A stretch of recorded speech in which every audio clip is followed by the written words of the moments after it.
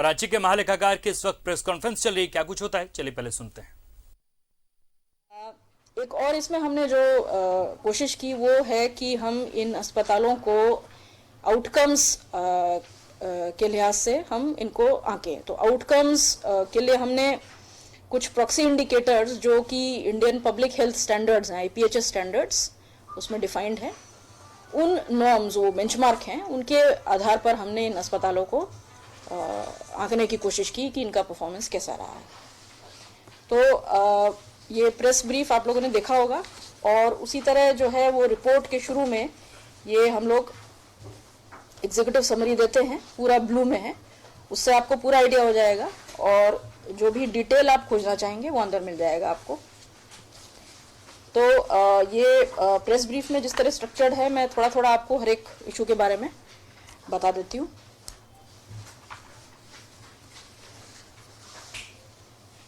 तो जैसा मैंने कहा कि 7 चैप्टर्स इसमें हमने रिपोर्ट में इंक्लूड किए हैं। तो हम शुरू करें OPD से, आउट पेशेंट जो डिपार्टमेंट है। तो देखिए OPD में हमारा मेन फाइंडिंग ये थी कि अगर आप देखें 2014 में जो पेशेंट लोड था, हमारे जो 6 सैंपल्ड हॉस्पिटल्स हैं उनमें 2014 में जो पेशेंट लोड था वो करीब 7.5 लाख था। और अब यानी 2019 में जब ये रिपोर्ट बनी तब पेशेंट लोड 12 लाख हो गया था, यानी 1.5 गुना से भी ज़्यादा जो है वो OPD में पेशेंट लोड हो गया था। किंतु वो जो इकलौता डॉक्टर जो OPD क्लिनिक में तब बैठते थे, अभी भी वही इकलौते डॉक्टर हैं। यानी अगर 100 पेशेंट पहले आते थे कहीं भी तो अब 150 आ रहे हैं, किंतु एक डॉक्टर है। कहीं 300 आते होंगे तो 450 आ रहे हैं। तो उसके चलते जो पेशेंट लोड है वो बहुत बढ़ गया। और जब पेशेंट लोड बढ़ेगा तो आमतौर सी बात है कि भाई डॉक्टर कम समय देगा हर मरीज को। तो ये जो कंसल्टेशन टाइम है ये एक सूचक माना जाता है कि पेशेंट का सेटिस्फेक्शन कितना है। ये आम सी बात है, आप और मैं यदि भगवान ना करे लेकिन कभी अगर जाना पड़े डॉक्टर से कंसल्ट करने, तो डॉक्टर अगर जल्दी जल्दी निपटा दे हमको 15 सेकंड में, तो हमको लगता है ठीक से नहीं देखा है ना। जबकि अगर वो तसल्ली से बात सुने और पूछे हमसे अच्छा आपकी हिस्ट्री क्या है, BP तो नहीं है, शुगर तो नहीं है, तो हमको लगता है कि वो बात सुन रहा है, सोच समझ के हमको फ़ायदा होगा उनकी दवा से। तो यहाँ क्या हो गया है कि कंसल्टेशन टाइम इस स्थिति के चलते, पेशेंट लोड बहुत बढ़ जाने के चलते कंसल्टेशन टाइम बहुत कम हो गया, यानी 1 मिनट 2 मिनट इस तरह जो है डॉक्टर OPD में समय दे रहे हैं। 5 मिनट से ज़्यादा जो है वो एक सूचक है जो हमने रिपोर्ट में आप देखिएगा, हमने कुछ इंटरनेशनल जर्नल से लिया है। लेकिन यहाँ पर बहुत जगह जैसे जनरल मेडिसिन है या गायनेक है या पीडिया, इसमें जो है काफ़ी कम कंसल्टेशन टाइम हो गया है। इसके अतिरिक्त OPD में हमने और भी चीज़ें देखी, जैसे रजिस्ट्रेशन काउंटर बहुत कम है। अब वही बात है कि भाई जब पेशेंट लोड बढ़ रहा है तो रजिस्ट्रेशन काउंटर बढ़ाइए। रजिस्ट्रेशन काउंटर कुछ ही जगह जो है वो कंप्यूटराइज्ड है, तो हाथ से फॉर्म भरा जाता है, उसमें पर पेशेंट ज़्यादा समय लगता है। लंबी लंबी लाइनें, जो हमारी जो ऑडिट पार्टी थी उन्होंने देखा, इसमें रिपोर्ट में भी आपको पिक्चर्स मिलेंगी, लंबी लंबी लाइनें थी। OPD में कुछ मूलभूत सेवाएं जो होनी चाहिए, पीने का पानी या बैठने की व्यवस्था, वो सेटिस्फैक्ट्री नहीं थी। शौचालय कुछ कुछ जगह नहीं था। तो ये समस्याएं हमने OPD में देखी।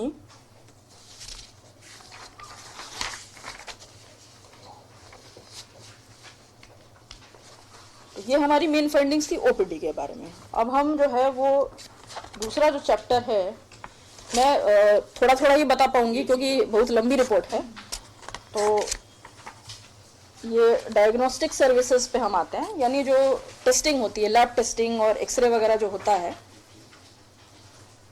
तो हमने देखा कि जैसे मशीन जहाँ तक बात होती है तो एक्सरे मशीन होती हैं, अल्ट्रासाउंड होता है और CT स्कैन होता है। ये बेसिक 3 तरह की मशीनें जो हैं ये सभी अस्पतालों में होनी चाहिए। तो हमने देखा कि कई जगह अल्ट्रासाउंड नहीं था और CT स्कैन कहीं भी नहीं थी, एक जगह को छोड़कर, मेरे ख्याल से पलामू में थी।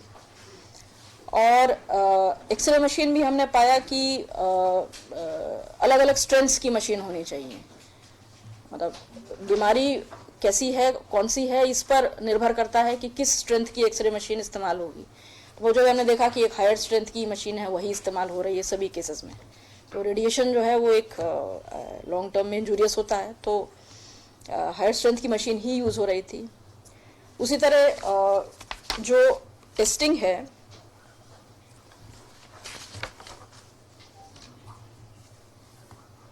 अच्छा, जैसे हमने देखा कि रांची में एक डेंटल एक्सरे मशीन जो है वो खरीदी हुई थी 2017 से, लेकिन वो 2020 तक वो इंस्टॉल नहीं हुई थी, क्योंकि जो रिक्वायर्ड टेक्नीशियन थे जिनकी आवश्यकता थी वो सब करने की, और वो उपलब्ध नहीं थे और जगह नहीं थी। उसी तरह हमने देखा कि जैसे जो मैंने इंडियन पब्लिक हेल्थ स्टैंडर्ड्स की बात की, तो 70 तरीके के टेस्ट्स होते हैं, क्लिनिकल, पैथोलॉजिकल, माइक्रोबायोलॉजिकल, बायोकेमिस्ट्री, 70 तरीके के टेस्ट होते हैं जो प्रिस्क्राइब्ड हैं, जो कि उपलब्ध होने चाहिए। लेकिन हमने देखा कि बहुत कम तरीके के टेस्ट जो हैं वो उपलब्ध हैं। अलग अलग अस्पतालों में अलग अलग टेस्ट उपलब्ध हैं, लेकिन संपूर्ण जो टेस्टिंग की व्यवस्था है, सारे टेस्ट, वो कहीं भी उपलब्ध नहीं थे। 70 टेस्ट है कुल मिलाकर। ये हर अस्पताल का अलग अलग रेंज है, कहीं कहीं बहुत कम है। ये आप रिपोर्ट में पेज नंबर 29 पर टेबल नंबर 3.3 है। तो जैसे मैं आपको बता दूं कि देवघर में फॉर एग्जांपल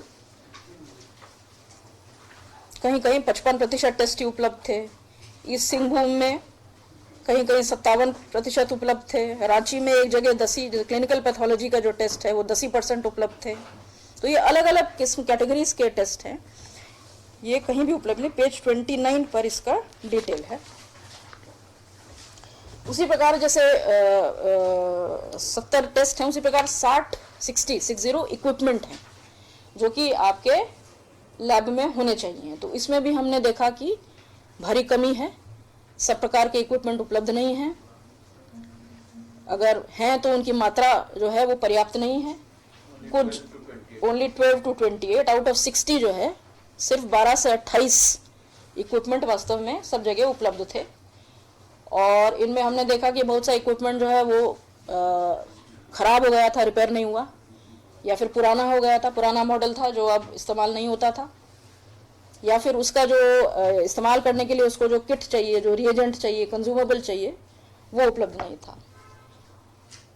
लैब टेक्नीशियंस की भारी कमी है। अब लैब टेक्नीशियन बहुत ही की रोल प्ले करते हैं, क्योंकि उन्हीं को सब करना है। तो लैब टेक्नीशियंस की बहुत कमी है। कहीं कहीं जो है 77% जो है लैब टेक्नीशियंस की कमी है। एक कुछ जगह हमने देखा कि चूंकि पैथोलॉजी के डॉक्टर नहीं हैं। आपने देखा होगा जब आप टेस्ट कराते हैं तो जो रिपोर्ट होती है वो डॉक्टर साइन करते हैं। टेस्टिंग जो है वो लैब टेक्नीशियन करते हैं, पर रिपोर्ट साइन डॉक्टर करते हैं। लेकिन चूंकि यहाँ डॉक्टर थे ही नहीं, तो लैब टेक्नीशियन ही रिपोर्ट साइन कर दे रहे थे। कोई भी लैब जो है, देखिए, एक नेशनल एक्रेडिटेशन ब्यूरो है, NABH है हॉस्पिटल्स के लिए, और ऐसे ही NABL है लैब्स के लिए। तो यहाँ पर रांची में जितने भी ये जो 6 हमने जो जिला अस्पताल देखे, किसी ने भी NABL एक्रेडिटेशन नहीं लिया था। इसका कहने का देखिए, NABL एक्रेडिटेशन का मतलब होता है कि आपके जो सैंपल हैं, किसी भी लैब के जो सैंपल हैं, वो समय समय पर क्रॉस रेफरेंस होते हैं, क्रॉस वेरीफाई किए जाते हैं अन्य वेल स्टैब्लिश लेबोरेटरी से, जैसे एम्स दिल्ली में है या CMC वेलोर है। तो वहाँ पर भेजे जाते हैं क्रॉस चेकिंग के लिए, ताकि ये अश्योरेंस रहे कि अच्छी क्वालिटी की टेस्टिंग हो रही है, गलत सलत रिजल्ट तो नहीं आ रहे हैं टेस्ट में। तो हमने देखा कि ये न ही कहीं NABL एक्रेडिटेशन है, और न ही ये जो डिस्ट्रिक्ट हॉस्पिटल है, इनका जो सैंपल है वो इस तरह की एक्सटर्नल क्वालिटी एश्योरेंस के लिए बाहर भेजा जाता है। और यही नहीं, जो प्राइवेट एजेंसी भी, जो आप जानते हैं कि मेडाल और SRL डायग्नोस्टिक्स करके 2 आउटसोर्स्ड एजेंसीज यहाँ पर, मेडाल तो टर्मिनेट हो गए थे, SRL तो वहाँ पर भी कोई क्रॉस वेरिफिकेशन नहीं किया जाता। और भी इसमें इश्यूज थे कि सैंपल कब लिया गया और कब जो उसकी रिपोर्ट है वो मरीज को उपलब्ध कराई गई, ये जो टाइम नोट करने की वो कहीं नोट नहीं होता है। तो इसलिए ऑडिट में हम ये नहीं बता पाए कि वास्तव में कितना समय लग रहा है, जब तक समय नहीं नोट किया जाएगा। अब फॉर एग्जांपल अब आज तो आज का दिन तो सुबह से लेके रात तक हो सकता है, तो खाली डेट नोट की जाती है, तो समय नोट नहीं किया जाता है। इसलिए वहां तक हम उस एक्सटेंट तक हम लोग वहाँ क्वालिटी नहीं मेजर कर पाए।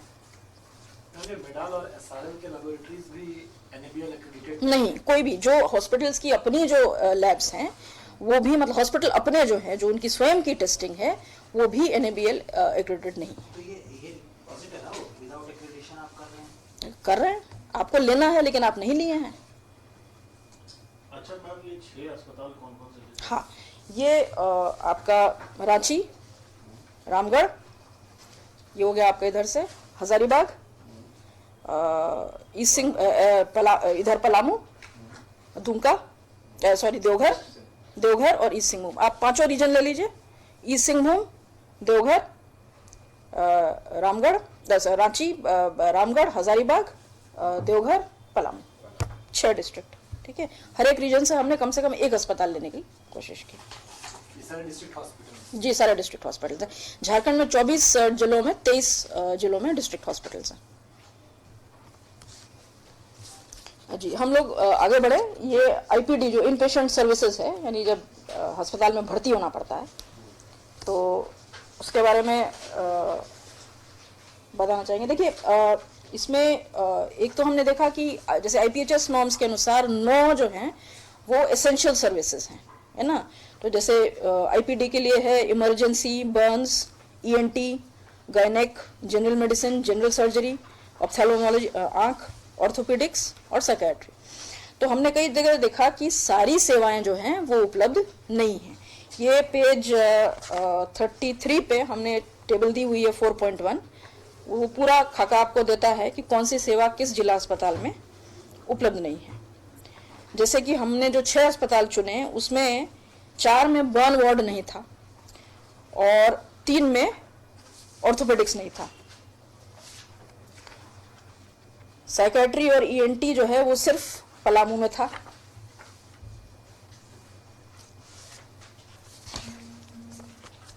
और ये सभी सेवाओं में जो है फिर वही जो है भारी संसाधनों की कमी थी। डॉक्टर्स की, देखिए मोटी बात यह है कि doctors, specialist, nurses, paramedics, lab technicians सबकी भारी कमी है जिला अस्पतालों में। तो हमने जब देखा डॉक्टर्स की कमी तो 19 से 56% के बीच कमी है डॉक्टरों की, हमारे जो ये 6 सैंपल्ड हॉस्पिटल्स हैं। पैरामेडिक्स की कमी है 43 से 77% के बीच, और स्टाफ नर्सेस की भारी कमी है 11 से 87% के बीच में। इसके सब डिटेल्स 43 से 77 जो है वो पैरामेडिक्स की, और स्टाफ नर्सेस की 11 से 87% के बीच।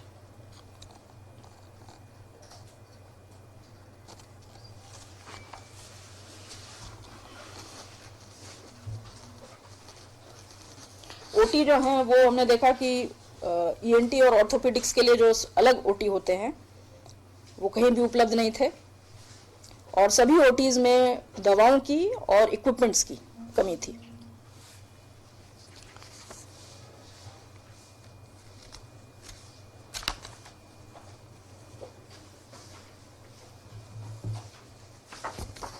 जैसे ओटी में आपको 23 प्रकार के इक्विपमेंट की आवश्यकता होती है जो प्रिस्क्राइब्ड है, और हमने पाया कि सिर्फ 12 तरह के इक्विपमेंट उपलब्ध थे। उसी तरह दवाइयों पे अगर हम आए तो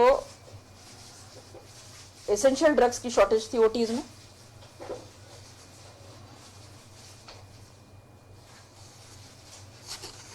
आईसीयू जो है वो 23 में से, देखिए 23 जिलों में से सिर्फ 9 जिलों में आईसीयू है।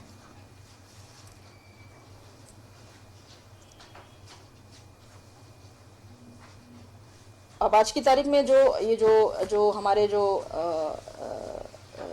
6 जिला अस्पताल है उसमें 5 बेडेड आईसीयूज लगाने की बात थी, लेकिन सिर्फ जो है 23 डीएच में से 9 में लगे, और हमारे जो 6 सैंपल हैं उसमें से सिर्फ 1 जिला में यानी देवघर में आईसीयू था। पलामू में, ये तस्वीर हमने लगाई है, आप देखिएगा, पलामू में सब इंतजाम है, इक्विपमेंट है, मैन पावर है, जगह है, लेकिन आईसीयू नहीं चल रहा है। ये हमने फोटो भी लगाई है, सब रेडी है, किंतु आईसीयू नहीं चल रहा। वजह क्या है? कोई वजह ऑडिट को फर्निश नहीं की गई।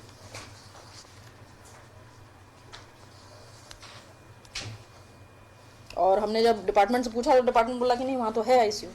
आईसीयू तो सब जगह है, आदमी है, इक्विपमेंट है, लेकिन आईसीयू नहीं चलता।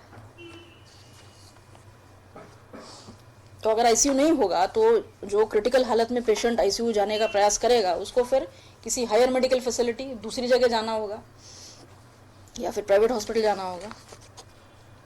आईसीयू में देखिए ये विभिन्न प्रकार का हाई एंड इक्विपमेंट होता है, हम सभी ने देखा है समय समय पर। हाई एंड मॉनिटर होता है, वेंटिलेटर होता है, डिफिब्रिलेटर होता है, अल्ट्रासाउंड होता है, एक ABG arterial blood gas analysis की सुविधा है, वो सब होती है।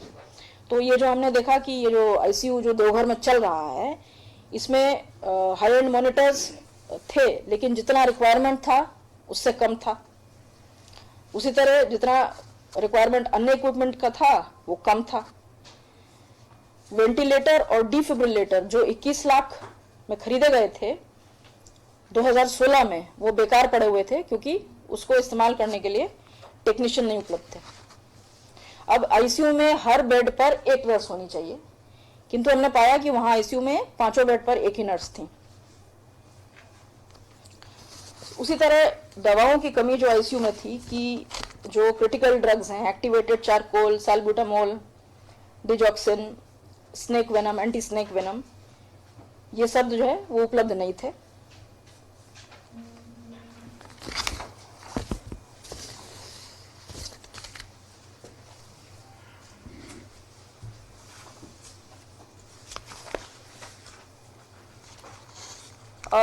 ये एक हमने जो है जैसा मैंने पहले बताया कि हमने कुछ प्रॉक्सी इंडिकेटर्स का इस्तेमाल किया था इस ऑडिट में। तो ये आईपीएचएस नॉर्म्स में ये प्रॉक्सी इंडिकेटर डिफाइंड है। तो एक इंडिकेटर जो है वो है bed occupancy ratio, bed occupancy rate, BOR उसको बोलते हैं। तो बीओआर हॉस्पिटल की प्रोडक्टिविटी, यानी वो कितना काम करता है, वहाँ कितने मरीज ट्रीट होते हैं, उसका सूचक है। इसका एक फॉर्मूला है। मोटी बात यह है कि बेड कितना ऑक्यूपाइड रहते हैं। नेचुरली जितना ज़्यादा पेशेंट आएगा, जितना मरीज ट्रीट होगा अस्पताल में, उतना जो है बीओआर हाई होगा। और बीओआर का जो ये है अच्छा जो है वो 80% से अगर बेहतर हो तो बीओआर अच्छा माना जाता है। तो हमने देखा कि अधिकतर यहाँ झारखंड में जिला अस्पतालों में बीओआर जो है वो 80% से नीचे ही था। कभी किसी एक आध महीने में 1-2 हॉस्पिटल में वो ज़्यादा था, वरना वो बीओआर जो है बहुत पुअर था सब जगह। उसी तरह LAMA, living against medical advice, वो तो आप सब लोग परिचित होंगे, बड़ी